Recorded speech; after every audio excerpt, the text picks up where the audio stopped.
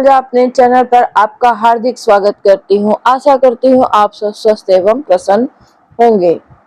आज मैं श्री हरि राम हठीले जी की कथा सुनाऊंगी। श्री हरि राम हठीले जी ने भजन के बल से चित्तौड़ के राणा के साथ निर्भय होकर उत्तर प्रत्युत्तर किया।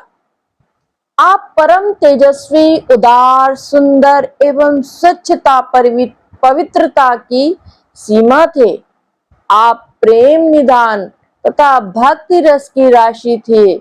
प्रेमावश के कारण आप सदा गदगद वाणी बोलते थे।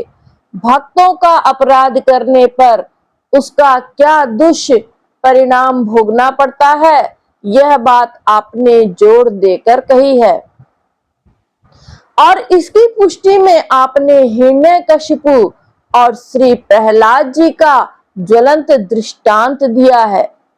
आप संसार में बड़े स्पष्ट वक्ता थे।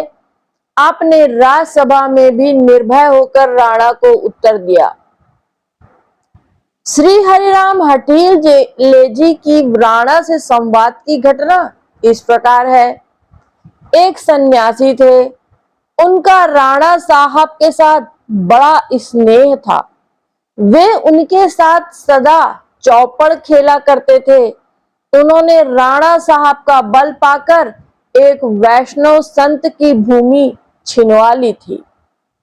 संत ने राणा के पास जाकर पुकार की, किंतु वह चूंकि सन्यासी के वश में था, अतः उसने संत को फटकार कर भगा दिया और अपना समस्त वृतांत भगा दिया।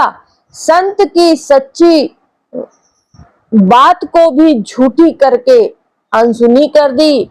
तब वे संत श्री हरिराम जी हठीले के पास गए और अपना समस्त वृतांत कह सुनाया। श्री हरिराम जी ने उन वैष्णव संत को अपना भाई जानकर अत्यंत प्रेम पूर्वक वार्तालाप किया। उन्हें बहुत प्रकार से आश्वासन दिया और उनको साथ लेकर आगे आगे राणा के पास चले। दोनों महानुभाव राणा के यहाँ गए। उससे वार्तालाप करने की प्रतीक्षा में बहुत देर तक बैठे रहे, परंतु उस विमुख ने इस पर किंचित ध्यान नहीं दिया कि मेरे यहाँ संत महात्माएं हैं। तब श्री हरिराम जी ने स्वयं वार्ता चलाई और राजा को समझाया कि वह संत की भूमि सन्यासी से दिलवा दे।